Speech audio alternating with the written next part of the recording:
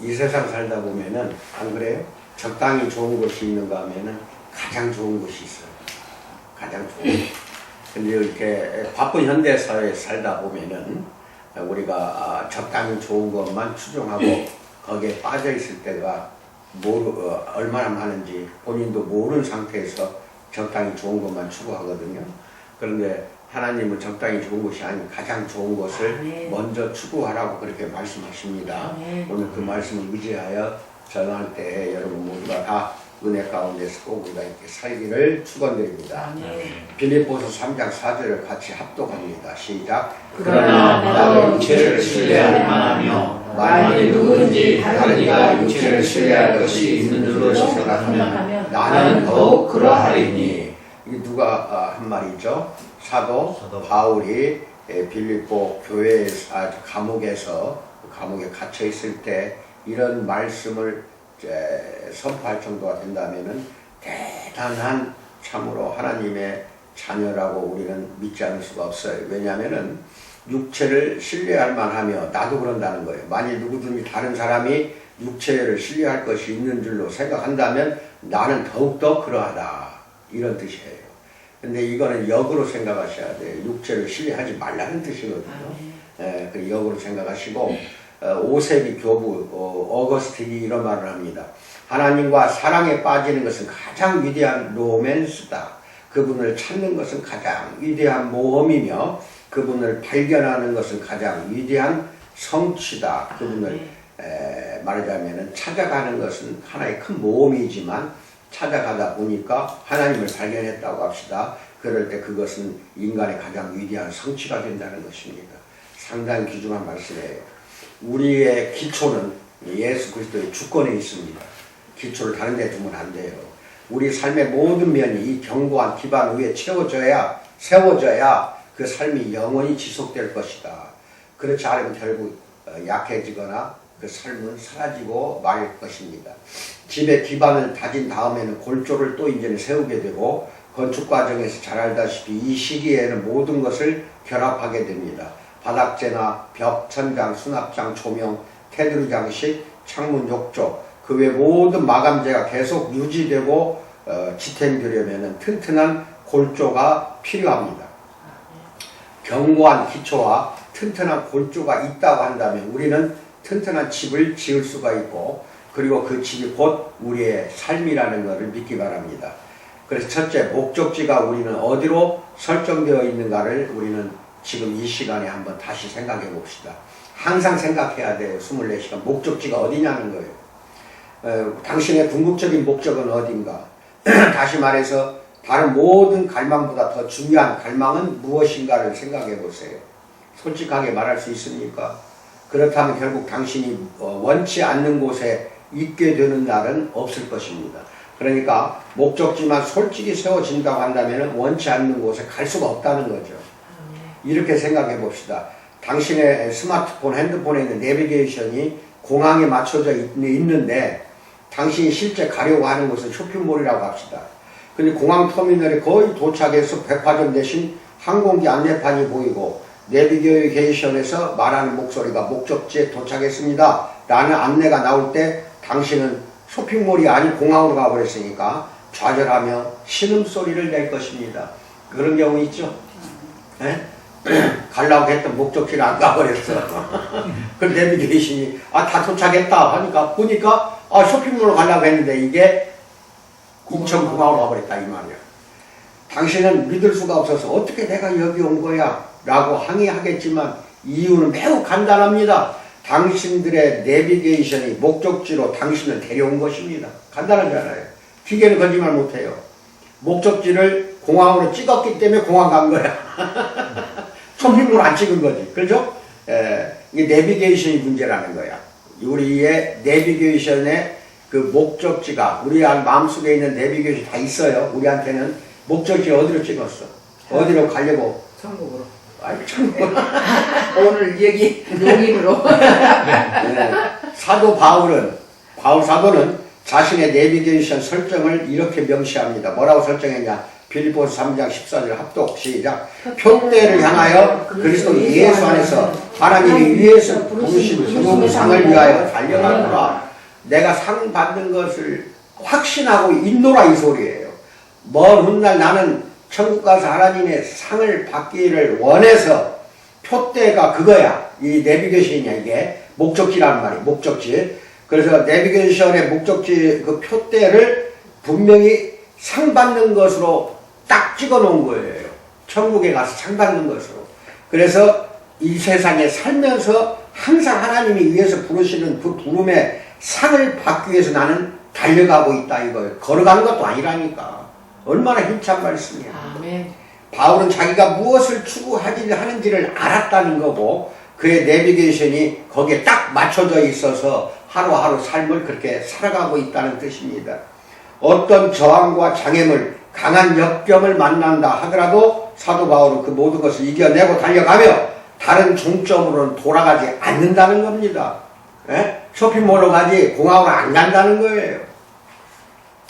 우리 안에 있는 내비게이션은 어디에 맞춰져 있습니까? 여러분이나 나는 지금 이 시간에 깊이 생각해 보세요. 어디에 맞춰져 있어요? 친구를 많이 사귀는 것? 잘 생각해 보세요. 인기를 얻는 것? 안락한 생활을 즐기는 것? 자신의 직업 분야에서 최고가 되는 것? 아니라고 한다면 건강과 행복? 어디에다가 여러분 내비게이션의 목적지를 딱 설정해 두었냐 이 말이에요. 잘 생각해 보세요. 이거 무시 못합니다. 어쩌면 저는 이 모든 것을 다 얻고 싶습니다라고 대답할지도 몰라요. 우리 대부분 이런 것들을 갈망합니다. 하지만 유독 다른 것보다 더 중요한 갈망이 있다면 그것은 무엇일까요? 이것을 확실히 구분하는 것이 중요하기 때문에 오늘 이 설교를 주제를 이걸로 설정한 겁니다. 왜냐하면 그것이 궁극적으로 당신의 목적지를 결정하기 때문에 그렇습니다. 다른 종점으로 가는 길이 때로는 같을 수도 있어요. 가는 길은 여러 가닥이니까. 근데 가다 보면 반드시 길이 나누어지는 지점이 또 있을 것이고 두 갈래 길로 나눠질 때 당신은 어느 길로 갈지를 이제는 선택할 때가 되었다는 겁니다. 그렇다면 당신의 최종 목적지는 어디인가? 최종 목적지. 당신의 궁극적인 목적이 도덕적으로 순결하고 윤리적이고 선한 사람이 되고 건강하고 경제적으로 안정된 삶을 사는 것이라면 당신은 결국 우리 복음서에 나오는 부자 청년과 같은 자리에 있게 될 것입니다. 즉 이 모든 특성을 다 가졌지만 여전히 가장 중요한 한 가지가 부족하다는 걸 이 시간에 깨달아야 됩니다. 만일 당신의 궁극적인 목적이 친구를 사귀는 것이라면 당신은 모세의 형 아론과 같이 될 것입니다. 왜냐하면 모세가 하나님을 만나기 위해 40일 동안 시내산 위에 올라가 있을 때 기다리지 못하고 형 아론은 이스라엘 백성들과 함께 산 밑에서 황금 소를 만들어 놓고 경배하고 술 마시고 춤추고 놀았잖아요. 즐겼잖아요. 결국 아론은 산 밑에서 많은 사회적인 활동을 했다는 겁니다. 그리고 주목을 받고 공동체를 도모하고 어울리지만 그러는 동안 하나님의 마음에서는 멀어졌다 이 말입니다. 당신이 만든 금송아지가 당신의 친구들과 지인들의 마음을 달래주겠지만 달래줄 수 있어요. 그것은 다 모든 게. 슬프게도 당신은 결국 그것이 그들과 당신의 가장 좋은 것 이게 중요해요. 가장 좋은 것에서 멀어지게 만들었다는 계기가 된 겁니다. 그렇죠? 결국 가장 좋은 것으로부터 멀어졌잖아요. 만약 당신이 유명한 강사나 예술가, 지도자가 되고 싶거나 혹은 트위터나 페이스북에서 일정한 수의 팔로워를 얻고 싶다면 기독교계 안에서도 이런 지위를 얻을 수 있겠지만 결국 이스라엘의 우시아 왕처럼 될 것입니다. 그는 나라에서 제일 유명한 사람이었지만 아주 외롭게 죽었습니다. 시간 나서 한번 읽어보세요. 역대하 26장입니다. 우시아 왕 이야기가 나와요. 혹은 당신 내면의 내비게이션이 좀 더 고상하고 자유로운 곳으로 설정되어 가난하고 궁핍한 자들에게 후히 베푸는 자선 사업 같은 일에 초점이 맞춰져 있을 수도 있어요. 이 목적은 오늘날 많은 사람의 마음을 끌고 있고 또 그래야 마땅합니다. 하지만 바울은 고린도 교회 성도들에게 그가 가진 모든 것을 가난한 자들에게 주어도 여전히 부족할 수 있다고 말하는 게 고린도전서 13장 3절에 나옵니다. 너희들이 가지고 있는 거 다 주어도 부족한 게 있다 이겁니다. 당신은 당신의 공동체 안에서 가장 후히 베푸는 사람이 되려고 노력합니까? 그것은 사실은 굉장히 고결한 목적입니다. 맞습니다. 고결한 목적이에요. 하지만 아나니아와 그의 아내 삽비라를 보십시오. 예루살렘 교회 안에서 꽤 명망이 높은 사람이었습니다. 사도행전 처음에 나와요. 읽어보세요. 어느 날 그들은 귀중한 땅을 다 팔아서 거액을 현금으로 내고 일부는 남겨놨습니다. 그들은 하나님의 집을 세우기 위한 그들의 헌신을 입증해 보이고자 했지만, 그래서 또 칭찬받기를 기대했지만 그 대신 심판을 받고 그 자리에서 죽는 장면이 사도행전 5장에 나옵니다. 다음 미국 어느 목사의 이야기입니다. 한때 나 자신을 고상하고 경건한 사람으로 생각하던 때가 있었다. 18개월 동안 매일 새벽 5시에 일어나 7시까지 기도했다. 2시간 기도했다. 많이 한 거예요. 이 시간의 대부분은 다음과 같이 부르짖으며 기도했다. 주님, 제가 수많은 사람을 구원으로 인도하고 하나님의 말씀을 능력 있게 전하고 열방을 하나님 나라로 인도하며 아픈 사람을 치유하고 사람들을 자유롭게 해줄 수 있도록 저를 사용해 주옵소서. 이렇게 아침마다 기도를 했고 이것을 위해 끈질기고 열정적으로 또 기도했습니다.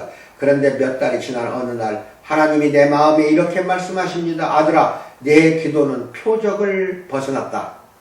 나는 깜짝 놀랐다. 대체 내가 구하는 것보다 더 좋고 더 고귀하고 더 나의 창조주를 기쁘게 해드리는 것이 또 있단 말인가? 뭐냐 그게? 이건 이제 생각하는 거예요. 혹시 내 마음속에 들려온 말씀을 잘못 이해한 것이 아닐까? 어떻게 그 모든 아름다운 영적 목표가 표적을 벗어날 수 있단 말인가? 이렇게 이제 생각하기 시작합니다. 그 즉시 나는 다시 성령의 음성을 들었습니다. 가룟 유다는 자기가 가진 모든 것을 버리고 나를 따랐다. 그는 12명의 핵심 제자 중 한 명이었다. 하나님 나라를 전했고 아픈 사람을 낫게 해주었고 가난한 자에게 물질을 나눠주었으며 사람들을 자유롭게 해주었다. 그런데 가룟 유다는 지금 지옥에 있다. 이 음성이 들려온 겁니다. 나는 충격에 할 말을 잃고 몸이 떨렸다. 유다는 내가 간구하던 모든 것을 이루었으나 영원히 지옥에 갔잖아요. 영원히 잃어버린 자가 되었다는 것을 깨달았다. 어쩌면 유다가 나 자신의 내면의 내비게이션을 좀 더 유심히 살폈더라면 그의 결말이 그렇게 처참하지는 않았을 것이다. 나는 나도 모르게 유다와 같은 부류가 될 수도 있다는 것을 깨달았다. 그래서 진심으로 이렇게 물었다. 제가 무엇을 목적으로 삼아야 합니까? 이게 이제 중요한 겁니다. 아무리 훌륭한 일을 많이 해도 지옥 갑니다. 목적이 벗어난 거예요. 두 번째, 모든 것을 가졌던 남자, 이제 모세에 대해서 살펴봅니다. 이때 하나님은 내게 또 다른 부자 청년 관리를 보여주셨는데 예수님께 달려왔던 청년이 아니라 그 당시 세상에서 가장 강대국이었던 애굽의 왕자로 자랐던 사람입니다. 그의 이름은 모세입니다. 모세의 인생을 생각해보라. 그는 돈과 음식, 옷, 물질적인 소유, 교육에 있어서 전혀 부족함이 없이 궁궐에서 자랐습니다. 그의 지위는 모든 사람이 탐낼만 했습니다. 왕자였잖아요. 그는 모든 것을 가졌기 때문입니다. 모세는 최신 디자이너의 옷을 입었고 언제든지 무한한 예산으로 쇼핑도 할 수 있었으며 아마 그 당시 가질 수 있는 모든 장난감을 다 가졌을 것입니다. 오늘날로 치면 마세라티, 람보르기니, 페라리의 할리 데이비슨 오토바이의 전체 모델에 해당하는 마차를 소유하고 있었을 것입니다. 또한 그가 직접 운전하기를 원치 않았다면 운전기사가 항시 대기 중이었을 것입니다. 모세는 직접 변기를 문질러 닦거나 욕조를 청소하거나 세차를 하거나 방을 정돈하거나 설거지를 하거나 빨래를 하거나 다른 어떤 집안일도 할 필요가 없었을 것입니다. 하인들과 수행원들이 다 해 주었을 테니까 말입니다. 또 먹고 싶은 거 있다면 왕실 요리사들이 만들어 주었을 것입니다. 그의 일은 재미가 있었습니다. 원하면 군대를 이끌거나 건물을 설계하거나 큰 파티를 계획할 수도 있었습니다. 어떻게든 자기가 원하는 대로 하루하루를 보낼 수 있었던 것이 모세입니다. 모세는 또한 그 나라에서 가장 좋은 신랑감이었습니다. 누구든 그의 마음에 드는 여자와 데이트를 하고 결혼도 할 수 있었습니다. 다른 나라의 여자들을 만나게 해달라고 요청할 수도 있었습니다. 실제로 모세가 원했다면 여러 아내와 첩들을 둘 수도 있었습니다. 모세가 관용을 베풀기 원했다면 큰 선물들을 줄 수 있었을 것입니다. 비밀경호원, 경찰 또는 군인들을 불러서 그의 친구들을 보호해 줄 수도 있었습니다. 가난한 자들을 도와주거나 무시할 수도 있었습니다. 가장 훌륭한 연주자들과 배우들에게 자신을 매료시키라고 요구함으로써 그 나라의 예술계에 영향을 미칠 수 있었습니다. 왕의 보좌 외에는 그에게 금지된 것이 아무것도 없었습니다. 왕자니까 당연한 거죠. 대부분의 사람들에게 그의 삶은 탐나는 유토피아처럼 보였을 것입니다. 하지만 모세는 만족하지 않았습니다.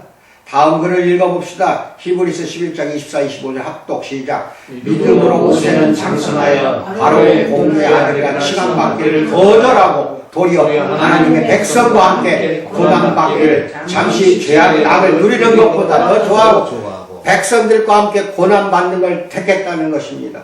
모세는 세상에서 가장 부유한 나라가 줄 수 있는 것들을 버리기로 했습니다. 왜 그는 그런 삶을 포기했을까요?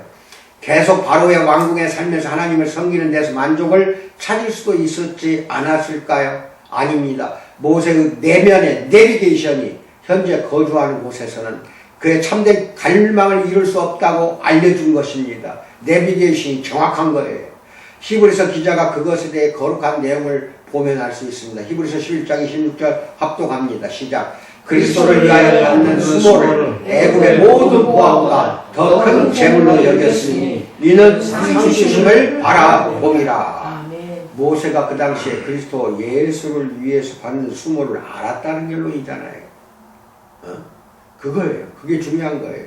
그것이 애굽의 모든 부하나 더 큰 재물로 여긴 것이 수모받는 것을 더 크게 여겼다는 것입니다.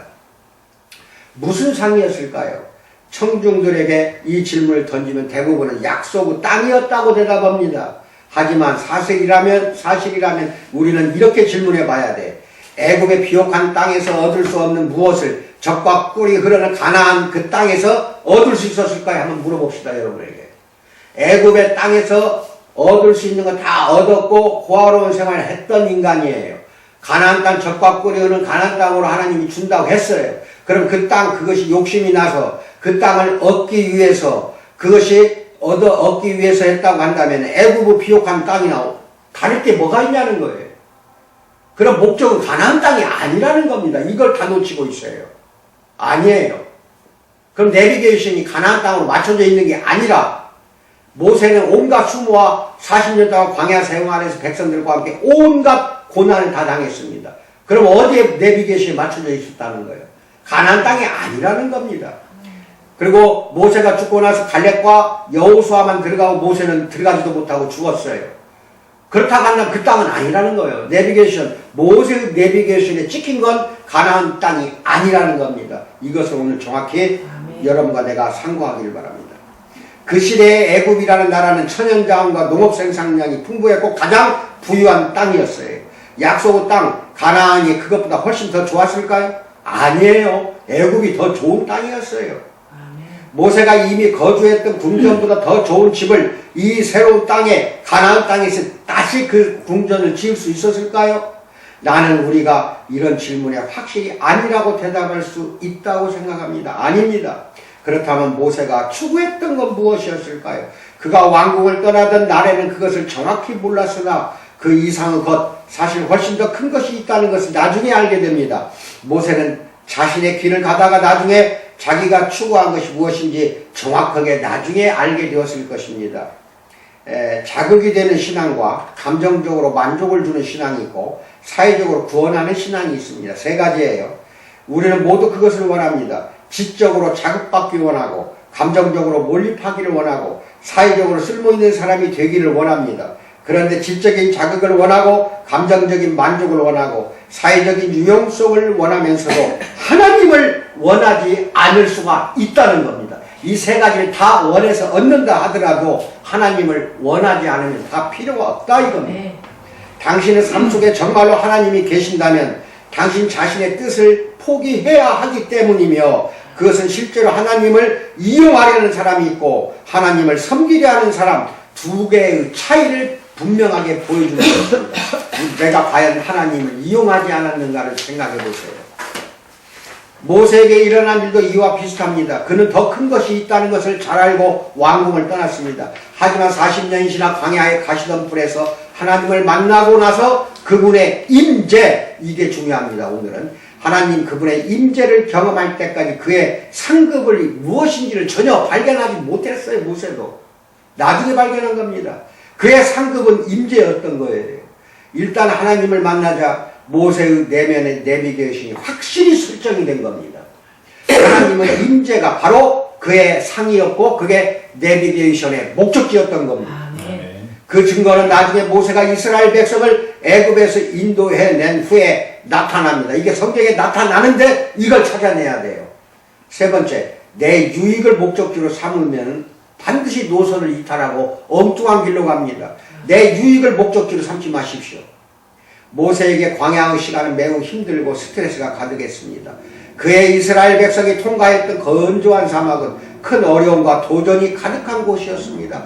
그 어려움은 종종 하나님이 개입하셔야만 완화될 수 있었는데 그 개입이 늦어지는 것처럼 보일 때가 많았어요. 바로바로 하나님이 해결해 주지 않았어요. 그래서 설상가상으로 그에 대한 국민들의 지지율이 사상 최저였어요. 이런 격동의 시기에 하나님이 모세에게 이렇게 말씀합니다. 출애굽기 33장 1절로 3절 합독합니다. 시작. 여호와께서 모세에게 이르시되 너는 내가 애굽 땅에서 인도하여 낸 백성과 함께 여기를 떠나서 내가 아브라함과 이삭과 야곱에게 맹세하여 내 자손에게 주기로 한 그 땅으로 올라가라. 내가 사자를 너보다 앞서 보냈구만. 사자를 너보다 앞서 보낸다고. 이거 잘 적으세요. 하나님이 직접 가진다고 그랬어요? 사자를 보낸다고 그랬어요? 이거 잘 들어야 돼요. 여기서부터. 가나안 사람과 아모리 사람과 헷 사람과 브릿 사람과 히 사람과 여붓 사람들을 쫓아내고 너희를 적과 꿀이 흐르는 땅에 이르게 하려니와 나는 너희와 함께 올라가지 아니하리니. 하나님 간다고 했어? 안 간다고 했어? 간다고. 사자를 먼저 보낸다고만 했지 하나님 간다고 안 했죠? 여기에 대한 모세의 대답을 봐야 된다니까. 아니 너희는 목이 곧은 백성이야. 왜 하나님이 안 간다고 했어요? 이 목이 곧아 있어 백성들이. 애굽의 노예 살인 430년 하다 보니까 노예 근성이 있어가지고 목이 뻣뻣해. 그러니까 같이 안 가겠다 이거예요. 그래서 내가 길에서 너희를 전멸할까? 진멸이라고 했죠. 염려함이니라. 즉 목이 곧은 백성이기 때문에 내가 함께 가다가 너희를 다 죽일 수가 있으니 사자를 먼저 보내겠다 이랬거든.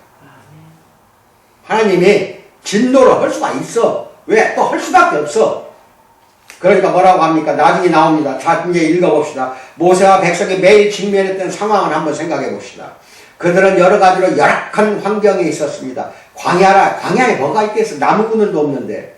아름다운 골짜기, 시내 숲, 열매 맺는 나무, 맑은 샘, 비옥한 토양, 또는 가축들에게 풀을 먹일 초원도 없어. 여기서 40년을 살아야 돼. 시장을 보거나 새 옷을 사본 지도 꽤 오래되었어요. 그들의 식단은 늘 바뀌지 않았어. 만나 아니면 메추라기잖아. 그래서 일주일에 6일은 땅에 나타나는 이상한 빵, 이게 뭐예요? 만나야. 그리고 주기적으로 공급되는 메추라기, 고기, 이것뿐이야. 여러분도 한번 생각해 보세요. 만나가 얼마나 맛있는지 모르냐. 오늘날 쌀밥이나 똑같아. 그 쌀밥에 메추라기가 먹고 메추라기 고기만 구워 먹든 삶아먹든 쪄먹든 그것만 먹고 40년을 사람 살 수 있었어. 하지만 이스라엘 백성 그거 두 가지만 먹고 40년을 이제 살아간다 이 말이야. 그러니까 애굽에서 먹었던 것들이 그리워질 거 아니야. 애굽에 있던 것들이 모든 것이 너무 그리워지고 다시 돌아가려고 할 거 아니겠냐 이 말이에요. 우리나 똑같아. 그 당시 애굽 사람들이나 틀릴 게 뭐가 있어. 몇 달 동안 다른 것은 아무것도 먹지 않고 똑같은 빵만 계속 먹는다고 한번 생각해봐. 어쩌다 한 번씩 먹여야지. 그러면 그 당시 상황이 이해가 가죠? 삶이 너무 힘들었습니다. 애굽에서 노예 생활도 끔찍했지만 광야를 헤매는 삶이 애굽의 노예 생활보다 더 나아 보이질 않더라 이 말이야. 그러니까 돌아가려고 하는 거예요. 그래서 하지만 사람들에게는 희망이 있었다. 약속의 땅 가나안이 있었기 때문에 그 희망만 가지고 40년을 버티는 거예요. 하나님은 오랫동안 그들에게 가나안이 풍요롭고 비옥한 땅이라고 말씀해 주셨기 때문에 그렇다 이 말입니다. 지금까지 그들은 애국인들을 위해 도시를 건설하는데 힘을 다했고 달갑지 않은 찌꺼기나 받아먹었습니다. 노예 생활했어요. 이제 곧 그들은 그들 자신의 아름다운 집과 도시, 마을을 건설할 수 있는 가나안 땅에 들어갈 것이다 이거예요. 그들이 유사에 맞는 새 문화를 형성하고 자자손손 주목할 만한 그 유산을 물려주게 될 것이라고 희망을 가졌지 않냐 이 말이에요. 하나님은 그들의 지도자 모세에게 그들을 이 약속의 땅으로 데리고 오라고 지시하셨습니다. 강하고 뛰어난 사자가 그들을 안내하고 보호해 줄 것이라고 사자가 너희들을 인도할 것이라고 약속했어요. 이 사자는 모든 적을 쫓아낼 것이고 그런데 한 가지 문제가 있어. 하나님이 함께 가지 않으신다는 것입니다. 아까 그랬잖아, 거기에서. 출애굽기 33장 1절 3절. 사자가 너희들과 함께 가리라. 나는 같이 안 가겠다. 왜? 그러다가 너희들 다 죽이겠다 이 말이야. 하나님 화가 나서 다 죽일 수 있으니 사자만 보내겠다 하니까 문제가 뭐가 있는 거예요. 잘 들어야 돼. 이 말을 들을 때 모세의 마음이 어땠을지 상상이나 할 수 있겠어? 여러분이 모세라고 생각해봐. 상상해보라니까. 당신과 당신의 조상들이 수세기 동안 기다려왔던 것을 지금 하나님이 주겠다고 하셔. 430년 동안 이집트에서 노숙과 치열한 싸움, 생존, 결핍이 이 재앙과 함께 모두 끝날 수 있는 상황인데, 이 상황에서 많은 백성을 이끌어야 하는 지도자라면 당연히 그 제안을 받아들이고 급히 산을 내려가 사람들에게 이 중요한 소식을 알릴 것이다 이 말이에요. 사람들은 마침내 그를 위대한 지도자로 칭송할 것이고 그게 그 모세의 지지율은 사상 최고로 높아질 것이다 이 말이에요. 그들은 모두 기뻐하며 오랫동안 기다려온 약속의 땅으로 여행을 시작할 것이다. 이것이 받아들일 만한 좋은 것을 궁극적인 목적으로 삼을 때 펼쳐지는 광경이에요. 좋은 거, 가장 좋은 것이 아니라 적당히 좋은 거, 이것이 목적일 때 펼쳐지는 광경이라니까. 그러나 하나님의 제안에 대한 이제 모세의 대답을 보자니까 모세가 어떻게 대답했어? 사자를 보낸다고 하니까 뭐라고 그래요? 출애굽기 33장 15절을 보세요. 시작. 주께서 친히 가지 아니하시려거든 우리를 이곳에서 올려보내지 마옵소서. 당신이 같이 가야만이 나는 같이 가겠다 이 말이야. 하나님이 같이 가주셔야 가는데 왜 사자를 보내냐는 거예요. 왜 사자를 보내려고 하냐 이 말이에요. 그럼 모세의 내비게이션은 사자의 하나님이야. 빨리 봐. 이걸 배우자니까. 오늘 여기서 여러분아 나의 내비게이션 최종 목적지는 하나님의 임재야. 그럼 이곳이 어디냐 이거. 이곳을 올려보내지 말라고 하는 이곳은 결핍과 시련과 스트레스와 고난의 장소 광야가 이곳이었어요. 이곳에 보내지 말라는 거야. 광야로.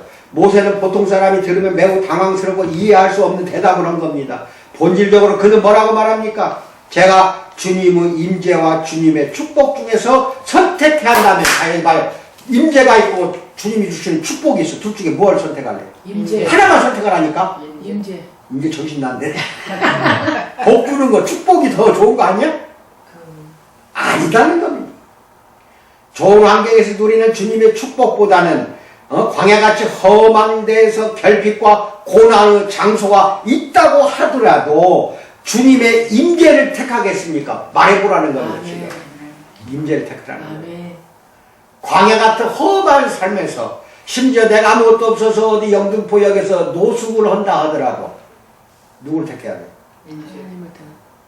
복 달라고 해야 되겠어. 나와 함께 하기를 원해야 되겠어. 하나님이 나와 함께를 원하는 거예요.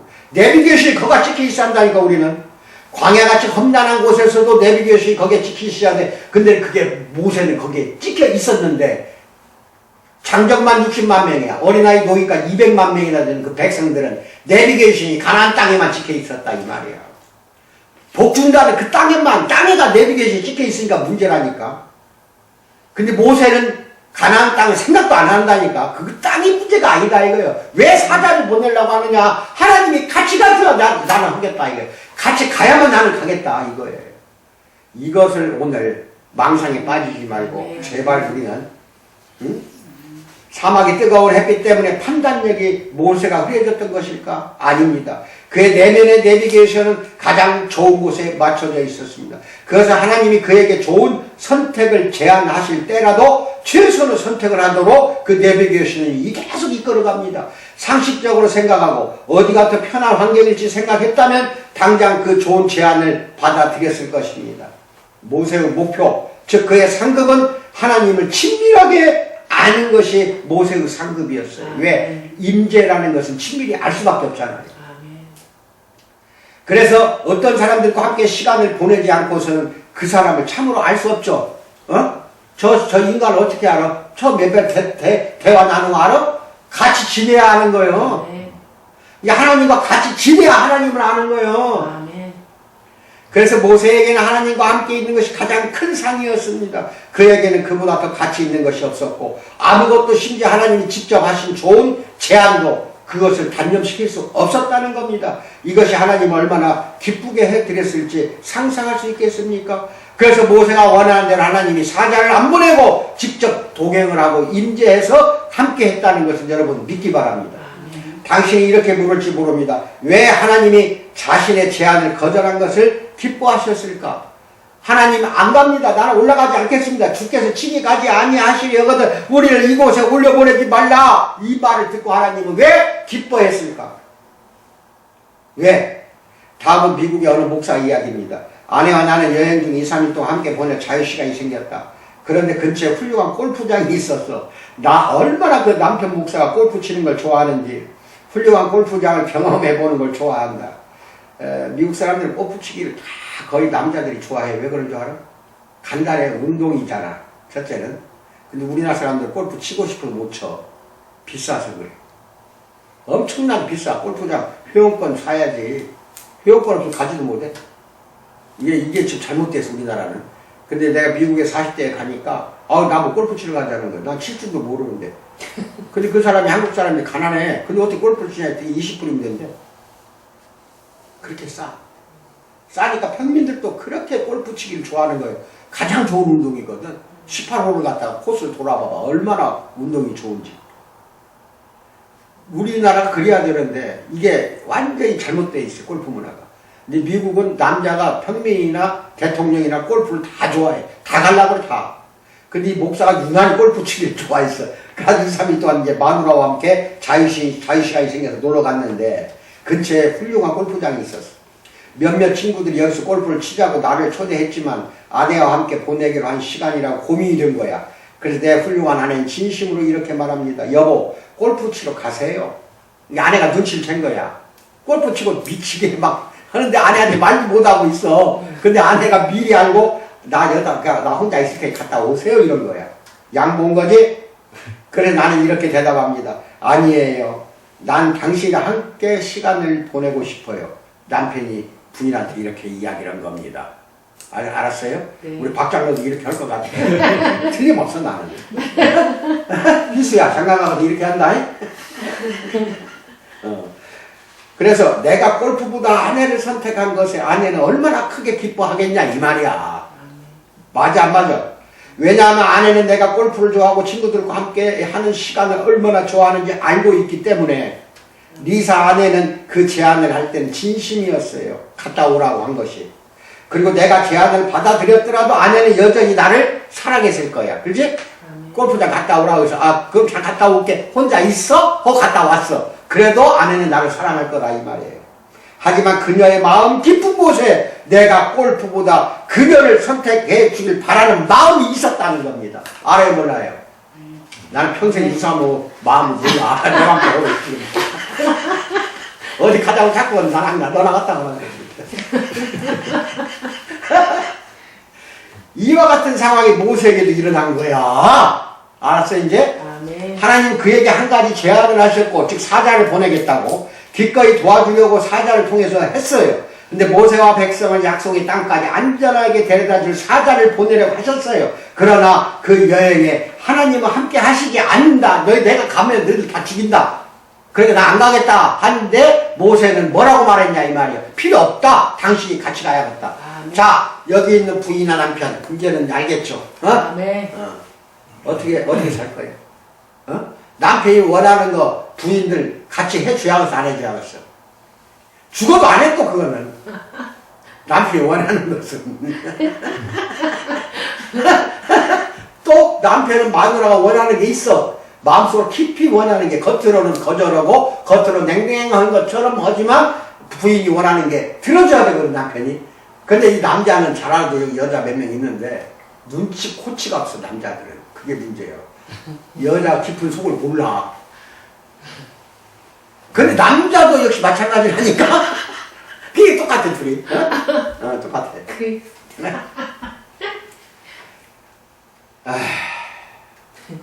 하나님은 진심으로 사자를 보낸다는 제안을 하셨지. 이게 진심이었어. 사자를 보낸다는 게.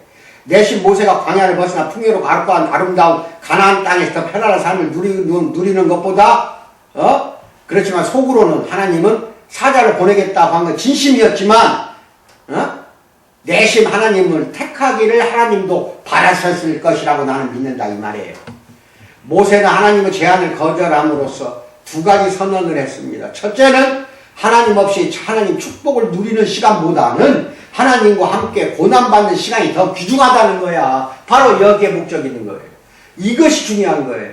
이게 하나님 없이 하나님 축복을 누리고 내 마음대로 살고 즐기는 시간보다는 하나님과 함께 하는 시간이 더 귀중하다. 그 시간이 고난받는 시간이라도 그게 더 소중하고 기쁘고 즐겁다는 겁니다. 아멘을 받아요. 네. 둘째, 모세는 하나님의 온전한 신실하심을 믿었어요.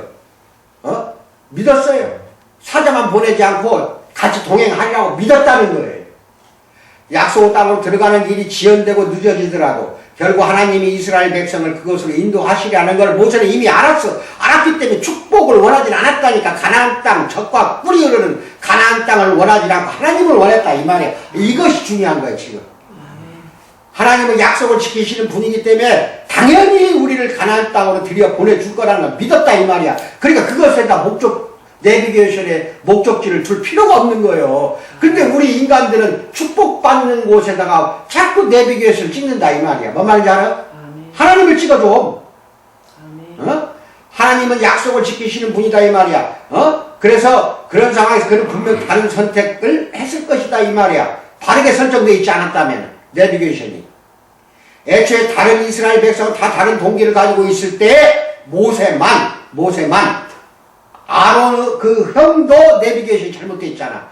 그래서 금송아지 만들고 별 방정을 다 떨었잖아. 하지만 모세만 60만 명 장정들 중에 모세만 내면의 내비게이션을 하나님으로 설정하게 만든 것은 무엇이었을까?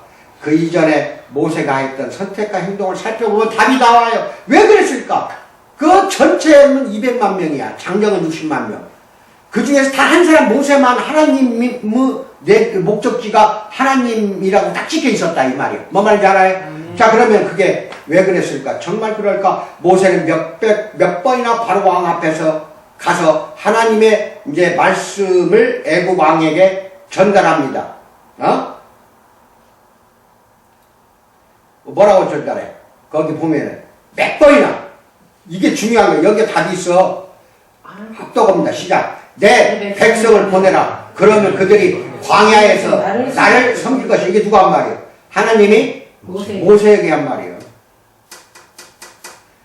내 백성을 보내라. 그러면 그들이 광야에서 나를 섬길 것이라고 했어 안 했어? 하나님이 섬길 것이라고.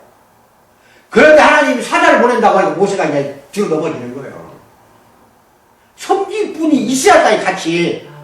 이것을 7번이나 모세는 바로 왕한테 그대로 전달한다니까. 그 출애굽기 7장 16절, 5장 1절, 8장 1절, 20절, 9장 1절, 13절, 10장 3절 7번씩이나 바로 왕에게 이스라엘이 어디로 갈 것인지 이야기할 때 모세는 예배와 광야를 연결지어서 말했다니까. 광야에 가서 예배드리겠다는 거야. 아멘. 오늘 이 처소가 예배의 장소가 됐잖아. 아멘. 이게 얼마나 기쁜지 몰라. 그렇지? 아멘. 한 달에 한 번이라도. 그렇지? 아멘. 우리 하자. 아멘. 이거 해야 돼. 광야와 연결지었어. 그리고 한 번도 가나안 땅이라는 약속의 땅을 언급한 적이 없어. 봐봐, 있어 없어? 빨리 거기에. 없어. 가나안 땅으로 보내주겠다. 7번이나 하나님이 약속했어. 그게 아니야. 그들이 광야에서 나를 섬길 것이라고 그래버렸다니까. 7번이나. 하나님이 여기서 섬긴다는 게 예배야. 어디서? 광야에서. 섬긴다는 게 예배라니까. 모세의 목적은 사람들이 시내산에 있는 광야에서 하나님을 만나고 예배하도록 인도하려는 것이었어요. 그가 백성을 애굽에서 데리고 나와서 먼저 약속을 주신 분께 인도하지 않고 곧장 약속의 땅으로 데려가라고 했어요? 그게 아니다. 만일 그랬다면 하나님의 임재보다도 축복이라는 약속을 더 중요하게 생각했을 것이고 내비게이션도 축복에다 맞춰졌기 때문에 잘못된 방향으로 설정했기 때문에 쇼핑몰로 가지 않고 공항으로 간다 이 말입니다. 아멘 받아요. 안타깝게도 오늘날 사역자들과 교사들 우리 교인들 다 마찬가지 약속을 더 강조해와요. 목사들 얼마나 약속 많이 하는지 몰라. 복 받아라 복 받아라. 축복을 줄 것이다. 너는 이렇게만 해라. 그러면 하나님이 복 주신다. 맨날 그런 설교. 나는 그냥 지쳐버려. 그 말만 복자만 나면 나는 기겁을 해버린다니까. 그게 중요한 게 아니야. 교인들이나 사역자나 목회자나 누구나 목사나 다 마찬가지예요. 장로나 권사나 할 거 없이 복이 아니야. 하나님께 초점을 맞추라는 거예요. 그게 가장 중요한 거야. 적당히 좋은 게 아니라는 겁니다. 그래서 지금도 예수님이 누구신가에 대한 것보다는 예수님이 우리를 위해 해주신 일에 대해서 훨씬 더 많이 들었어요. 아이고 2000년 전 예수님이 이 땅에 와서 우리의 죄를 다 짊어지고 우리를 의롭게 해주고 우리를 구원해 주셨습니다. 십자가의 피가 우리를 깨끗하게 했습니다. 맨날 그런 소리만 들었다 이 말이야. 그래서 어쩌다는 거예요. 그래서 구원받았다. 그래서 어쩌다는 거예요. 그 구원 하나밖에 더 있어? 하나님과 함께 한다는 그것이 가장 중요한 건데 두 번째, 세 번째, 10번째 중요한 것을 첫 번째로 올려놓는다니까. 이래가지고는 방향이 오늘날 이 한국뿐 아니라 전체 기독교가 엉뚱한 데로 가고 있다 이 말이 기독교가. 이런 식으로 가르치면 내면의 내비게이션이 하나님이 인재보다는 축복에 맞춰진 제자들만 생산한다니까. 전체 큰 교회 가봐 전부 제자들을 어떻게 생산해? 축복받는 제자로만 만들려고 작정을 한 것 같아. 축복보다는 뭐라고? 인재. 인재, 함께함. 이것은 여자가 돈이나 세상 조건을 보고 한 남자와 결혼하는 것과 다르지 않습니다. 어떤 여자가 그러잖아. 그녀는 그를 사랑할지도 모르지만 그 동기가 옳지 않아. 돈을 보고 남자를 찾았으니까. 나는 이스라엘 백성과 모세의 놀라운 차이점을 발견했던 겁니다. 이스라엘 백성은 애굽에서 심한 학대를 받았습니다. 그들은 빈민가에 살았고 오래된 음식을 먹었고 낡아빠진 옷을 입었습니다. 다른 사람이 호화롭게 살 곳을 짓느라고 평생 벽돌이나 찍고 건축하고 그렇게 평생을 보냈습니다. 이 등짝에는 감독자 채찍을 맞은 상처가 있었고 그들의 아들들은 바로왕의 군대에 의해서 죽임을 당했습니다. 이스라엘 백성은 기적적으로 애굽의 속박에서 풀려났지만 광야로 들어온 지 얼마 안 됐을 때부터 거듭 불평하며 애굽으로 돌아가고 싶다고 이제 말합니다. 출애굽기 14장 11절 합동합니다. 시작. 애굽으로 돌아가는 것이 낫지 아니하며 민수기 14장 3절이에요. 그 다음 출애굽기 14장 11절 시작. 애굽 사람을 섬기는 것이 광야에서 죽는 것보다 낫겠노라. 다시 돌아가서 애굽 사람 섬기겠다. 하나님 섬긴다고 해서 애굽 놈도 섬긴다고 했어. 이게 정신을 못해. 내비게이션 어디에 찍혀있기 때문에. 먹고 사는 거, 복 받는 것에만 찍혀있기 때문에 하나님을 찾는 데 찍혀있어야 되는데. 이제 내가 앞에서 말했던 모세의 편안하고 그 호화로운 애굽 생활을 생각해보자. 그 사람 또한 애굽을 떠나 그들과 같이 광야의 힘든 상황에 처하게 되었다. 하지만 그는 한 번도 불평하거나 애굽으로 돌아가겠다는 말을 하지 않았어요. 왜 모세는 돌아간다는 말 하지 않았을까? 백성들은 돌아가자고 하는데 모세는 안 가요. 왜 그랬을까? 모세는 불타는 가시덤불 속에서 하나님의 임재를 경험했습니다. 뭘 경험했다고? 임재를. 여러분도 경험해야 돼요. 나는 10년 전에 경험했다고 했잖아. 전주에서. 그래서 버리고 돌아왔다고 했죠. 그는 창조주로부터 직접 하나님의 말씀을 듣는 특권을 누렸던 것이 모세예요.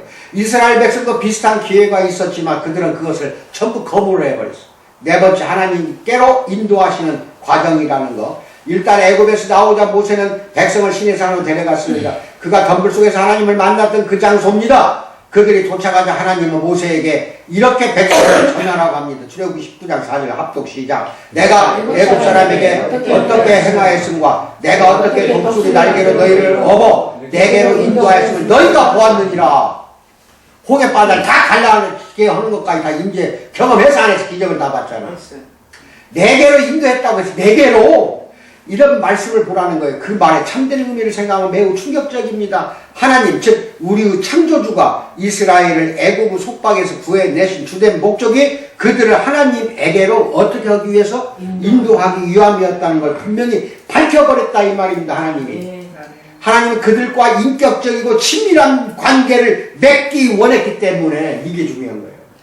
너희들과 친구처럼 관계를 맺기를 원한다는 거거든.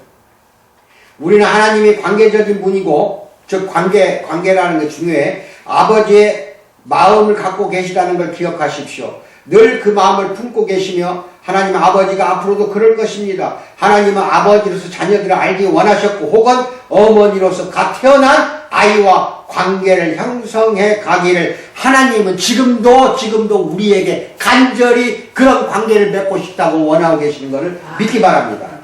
하나님은 가시던 뿔에서 모세에게 자신을 드러내셨습니다. 모세에게 그분의 임재를 경험하는 특권을 주셨어요. 그 한 번의 경험만으로도 모세 안에 큰 의욕을 일으키기에 충분했습니다. 애굽에서의 삶이 아무리 좋았어도, 왕자로서의 삶이 아무리 좋았어도 그곳으로 돌아갈 마음이 전혀 들지 않을 정도로 충분했다 이 말입니다. 한 번의 만남, 이 만남은 그에게 중요한 영향을 미쳤고 그의 내면의 내비게이션을 확고하게 고정시켰습니다. 모세는 자신이 경험한 일을 이스라엘 백성도 경험하기를 원했지만 더 놀라운 것은 하나님 또한 그것을 간절히 원했던 거예요. 하나님도 모세만 그런 게 아니라 하나님이 이미 가시던 뿔에서 모세와 함께 시간을 보내셨기 때문에 모세가 백성에게 하나님을 소개하고 그들을 하나님께 인도할 수 있었다. 이걸 잘 알고 모세는 하나님을 만났고 하나님과 함께 시간을 보냈습니다. 그는 또한 이스라엘 백성과도 함께 시간을 보냈습니다. 따라서 모세는 하나님과 백성의 만남을 성사시켜줄 사람이 중보자가 모세였다는 거예요. 그래서 모세는 오늘날 예수의 상징으로 보인다 이 말이에요. 오늘날 예수가 우리를 하나님 만나게 하는 거예요. 중보자야. 하나님은 모세에게 이런 메시지를 소개할 준비를 하고 계셨습니다. 어떻게 준비했냐? 출애굽기 19장 5, 6절 시작. 내게 속하였나니 너희가 내 말을 잘 듣고 내 언약을 지키면 너희는 모든 민족 중에서 내 소유가 되겠고 너희가 내게 대하여 제사장 나라가 되며 거룩한 백성이 되리라. 너는 이 말을 이스라엘 자손에게 전할지니라. 여기서 중요한 제사장이야. 너희가 제사장 나라가 된다 이거야. 그 백성 전체가 그 뭐래? 제사장은 하나님과 인간의 연결이 제사장을 통해서 되는 거예요. 구약시대에 제사를 통해서 하나님과 인간이 연결시켜준 게 제사장이라니까. 이게 너희 백성 그 수백만 명이나 되는 백성 너희들을 제사장으로 만들어주겠다는 뜻이거든. 얼마나 소중한 말씀이야. 백성들은 모두 하나님께 특별한 존재들이었고 하나님은 그들 모두가 제사장이 되기를 바라셨다 이 말이에요. 지금도 우리에게 그렇게 되기를 원하고 있어. 목사만 제사장이 아니라니까. 평신도도 장로도 다 제사장이 되기를 원한다 이 말입니다. 그들 자신과 다른 사람들을 위해서 직접 하나님께 나아올 수 있는 사람이 되기를 원하셨던 것입니다. 본질적으로 하나님은 그들에게 친밀한 우정을 제안하고 계셨어요. 얼마나 큰 특권입니까? 그리고 하나님은 이렇게 또 말씀합니다. 출애굽기 19장 10절로 11절 시작. 여호와께서 모세에게 이르시되 너는 백성에게로 가서 오늘과 내일 그들을 성결하게 하며 그들에게 옷을 빨게 하고 준비하게 하여 셋째 날 기다리게 하라. 이는 셋째 날 나 여호와가 온 백성의 목전에서 시내산에서 강림할 것이니라. 이거 참 무서운 말이야. 이거 잘 깊이까지 깨달아야 돼. 성결 깨끗하게 옷도 빨고 준비하고 목욕도 하고 성결하게 하고 있어라. 셋째 날 기다려라. 그날 나 여호와가 너희들 목전에 강림하겠다. 강림하기 전에 어떻게 하라? 더러운 옷 입고 더러운 몸뚱이를 가지고 있지 말라는 거 영적으로 해석해야 돼. 이게 뭔 말인 줄 알아? 그 광야에서 어떻게 목욕을 하고 있어? 잘 들어요. 이게 바로 회개야. 오늘날 신약에서 이게 뭐라고? 네, 어서 와요. 회개. 응? 이제 알겠어? 회개하면 만나준다는 거야. 하나님이 셋째 날 시내산에서 내려오셨어요. 백성들의 반응은 그분의 가슴을 미어지게 했다. 뭐 어떻게 했다? 미어지게. 그래서 그들은 하나님께 같이 봐요. 그들은 하나님께 가까이 다가가는 대신에 하나님에게서 멀어져 버렸어. 하나님은 셋째 날 기다려. 나는 너희들한테 간다고 했는데 멀어져 버린다니까. 이게 문제야. 그들은 모세에게 이렇게 부르짖어요. 출애굽기 20장 19절 시작. 당신이 우리에게 말씀하소서. 우리가 들으리다. 하나님 우리에게 말씀하지 말게 하소서. 우리가 죽을까 하나이다. 이런. 모세야, 네가 저 시내에서 올라와서 하나님 만나갖고 우리한테 말하는 거 다 듣고 와서 대신 우리한테 말하는 거야. 하나님 진짜 안 만나겠다는 거야. 왜? 무섭다는 거야. 두렵다는 거야. 죄진들이 들어온 거야. 지금 하나님이 이 자리에 왔어. 이 자리에 오신다고 하자. 만나고 싶어? 안 만나고 싶어? 만나고 싶지? 숨어버린 그 죄진 놈들이. 두려워서 못 만나는 거야. 두려워서. 죽을까 봐서. 그거 중요한 거예요. 이스라엘 백성들은 하나님의 임재를 감당할 수가 없었어요. 임재를 모세는 감당했잖아. 가시던 뿔에서. 그들의 마음속에 여전히 애굽이 있었기 때문에 이게 회개가 안 되니까 그런 거예요. 그래서 1세대를 40년 동안 광야에서 다 죽여버리고 이스라엘가 들어가게 하잖아. 인지 알았지? 네. 그들 마음속에 내비게이션에 애굽이 찍혀있어. 맨날 애굽만 가려고 하는 거예요. 돌아가려고. 가나안 땅. 그 마음속에 내비게이션 하나님이 찍혔다고 한 다음에 하나님이 원하는데 다 했을 거 아니냐 이 말이야. 왜? 하나님은 예배하기 위해서 구해냈거든. 광야에서 나를 선결하는 거 뭐야? 예배드리라는 거거든. 그래서 이스라엘 백성들은 절대로 그걸 감당 못해요. 그들의 마음속에 애굽이 있기 때문에. 그래서 그들은 여전히 하나님보다는 자신의 이익이 우선이야. 애굽만 가면 잘 먹고 잘 살고, 그것도 양파와 또 마늘까지 나온다. 나와. 그거 먹고 싶다고. 왜냐면 우리가 왜 고기 왜 이렇게 구울 때 양파 넣고 마늘 넣잖아. 그거 먹고 싶다는 거야. 애국 가서. 부추도 먹고 싶고. 부추도 먹고 싶고. 근데 무슨 놈 만나고 매출하기만 먹이냐는 거야. 그래서 그들은 자기 자신의 유익이 먼저 우선이지 하나님을 친밀하게 아는 일은 우선순위가 아니었다는 겁니다. 그렇지만 하나님은 친밀하게 지내기를 원했는데 하나님은 오히려 하나님이 원했다니까. 근데 이 백성들이 피하는 거예요. 하나님의 분명한 인재는 단지 그들의 내면의 내비게이션이 어떻게 설정되어 있는지를 드러냈을 뿐이었고, 그들은 그 내비게이션을 바꾸면 되는데 그 한 까딱만 하면 돼. 마음만 먹으면 바꿔지잖아. 내비게이션 목적지가. 그죠? 오늘 여기 오는데 좀 뭐 찍어줬다고 하더라고, 주소를. 네. 그래서 나한테 말해라. 그래가지고 그 새로운 주소야 보니까. 네. 찍었더니 안 나타나. 그 구주소 또 해놨는데. 이게 구주소를 찍었더니 나타나. 아, 그래요? 그 바꾸기만 하면 돼. 근데 이제 예를 안 나타나도 이 주소를 불러줬지. 네. 그러니까 이 주소대로 찍으면 안 나타나도 죽자 사자 왔을 거 아니냐 이 말이야. 우리가 그렇지 않냐 이게. 조금만 고생하면 한 번만 바꾸면 되는데. 하나님 임재 쪽으로 내비게이션을 찍어버리면 되는데. 아멘. 하나님의 명령을 다시 살펴보면 거기에 옷을 깨끗이 빨게 하라는 명령이 포함되어 있어요. 맞아 안 맞아요? 회개야. 돌아서라는 거예요. 네 마음속에 있는 애굽의 그걸 다 버려버리고 하나님으로 바꾸라는 거예요. 애굽 대신 하나님으로. 아멘. 이게 그 뜻이야. 옷을 빨라는 명령. 또 무슨 뜻이냐. 하나님의 몸의 위생상태를 깐깐하게 따지신 분 아니여. 더러워도 구원해. 거지 나사로 그냥 아브라함 품에서 딱 있잖아. 더러운 거지 나사로도. 천국에서. 아멘. 그 답을 알기 위해 우리는 종종 구약성경에서 외적인 행위들이 영적인 실체를 전달하는 역할을 했다는 거. 이거 잘 알아야 돼. 구약성경을 보면은 외적으로 행위를 많이 강조를 해요. 그럼 그 지키기 어려운 것들이야. 그렇지?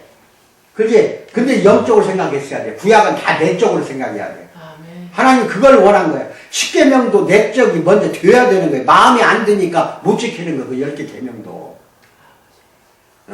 그래서 위생 상태를 깐깐히 보는 게 아니라 영적인 실체를 찾아내야 돼. 애굽의 쓰레기들이 아직 그 사람들 옷에 붙어 있었고 마음속에 붙어 있었다 이 말이야. 애굽으로 돌아가려고. 백성이 하나님의 거룩한 임재 안에 들어가기 전에 그것부터 제거를 해야 돼. 이제는 제거를 안 해.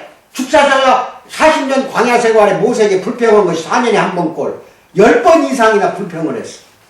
그러니까 하나님 다 죽여버리잖아. 뱅뱅 돌려 위로 갔다 아래로 내려보냈다 다시 올라가게 하고 또 이렇게 뱅뱅 돌려 40년 동안 그 좁은 광야를. 애국은 타락한 세상 체계를 우리는 상징한다는 거 알아야 돼. 애국은 지금도 그래. 영적으로 타락한 세상. 이 세상 사람들은 육신의 즐거움을 위해서, 눈의 만족을 위해서, 지위와 명성을 위해, 즉 이생의 자랑, 요한일서 2장 16절에 나오지. 이것을 위해서 우리는 살아요. 하나님은 아는 것이 초점이 돼야 되는데 그것보다는 어떻게 하면 내가 이익을 얻을 수 있을까? 이것이 중앙점이 되어버렸다 이 말이야. 여러분아, 나는 오늘부터 이제 개과천선 해야 돼. 좀 그렇게 잊어버리고 살았어. 그것이 알면서도 잊어버리고 살았던 거를 다시 내비게이션을 다시 설정하자고 이 자리에서. 자, 5번째, 하나님은 진정한 신부를 원합니다. 여행을 다니다 보면 종종 나이 많고 돈 많은 남자가 자기보다 15살, 25살 정도 어리고 외모와 사교성이 뛰어난 여자와 함께 있는 것을 본다. 뭔 말인지 알지? 남자의 외모가 정말 형편없고 여자의 아버지로 착각할 만큼 늙어 보이는 경우도 많다. 왜 그 여자는 그 남자와 동거를 하거나 결혼을 했을까? 아주 드물게 두 사람이 진심으로 사랑하는 경우도 있다. 하지만 대부분은 그렇지 않아요. 알고 보면 여자가 속물인 것이 뭐라고? 속물, 골드 디거. 이게 무슨 말인지 알지? 네. 여자가 그 남자의 돈을 노리고 15살, 25살 어린데도 불구하고 할아버지 따라가는 거야, 남편으로. 그걸 말하는 거야. 이것은 남자를 볼 때 그 어떤 사람이냐에 관심을 갖는 것이 아니라 그 남자의 어떤 사람이냐, 그걸 찾아야 되는데, 그 관심 없어. 그 사람이 제공해 줄 수 있는 질 높은 생활만 관심을 갖는 젊은 여자를 경멸하는 표현이 곧 이거예요. 또는 속어예요.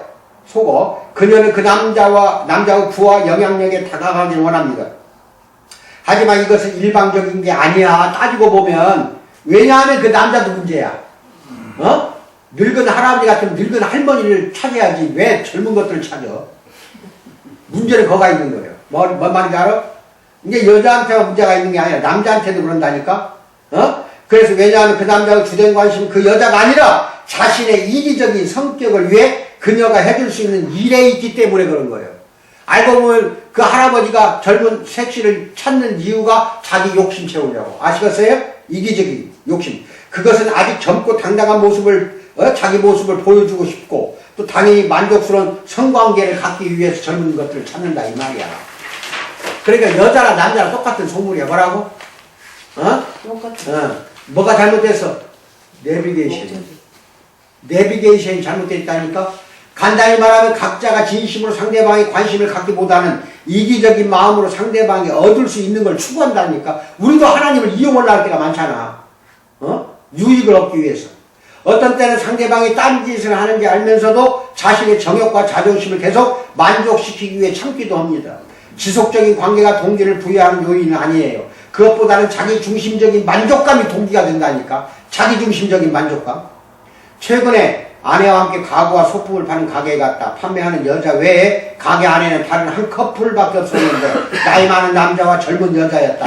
처음에는 아버지와 딸인 줄 알았는데 그들이 판매원과 대화하는 걸 듣고 그게 아니라는 걸 알았다. 그들은 새로 매매한 집을 꾸미기 위해 쇼핑하는 부부였다. 부부요?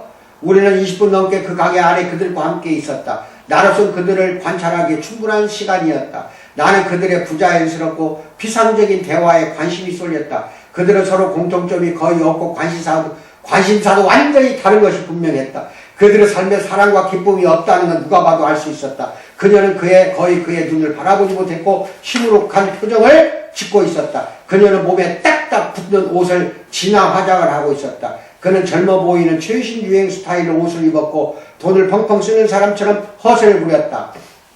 판매원에게 이야기할 때도 그에게는 무엇이든 얼마나 비싼지는 문제가 아니라 하는 것을 분명히 했다. 이 커플을 보고 있으니 나와 아내의 관계가 얼마나 특별한지 깨달았다. 나는 아내를 무척 좋아한다. 그리고 그녀가 아름답긴 하지만 외모 때문에 아내를 좋아하는 것은 아니다.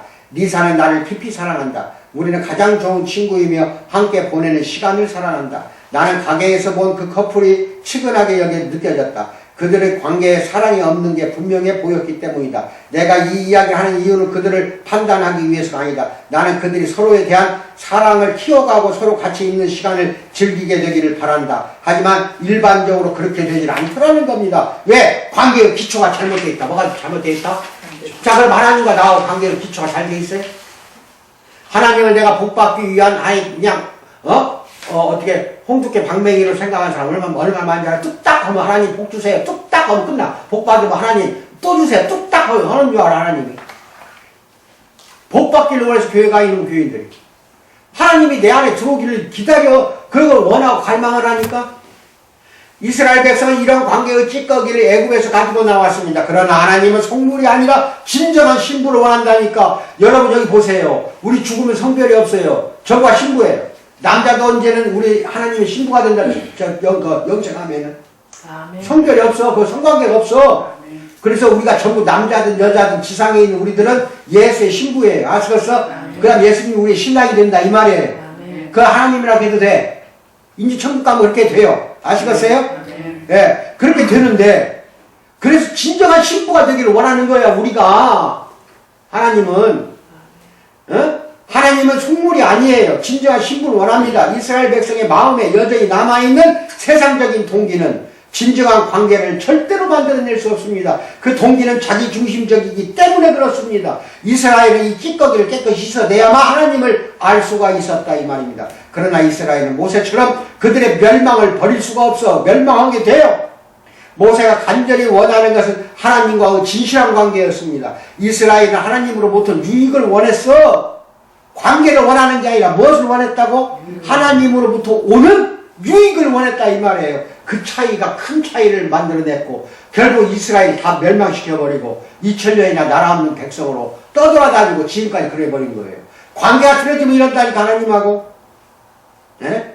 그래서 우리는 지금 신약시대에 살고 있습니다. 그래서 뭐가 달라졌습니까? 마음속에 세상의 찌꺼기를 그대로 가지고 있으면서 하나님과 진정한 관계를 맺을 수 있습니까? 대답하세요. 대답도 안 해? 없어요. 그렇게 하길 원하는가?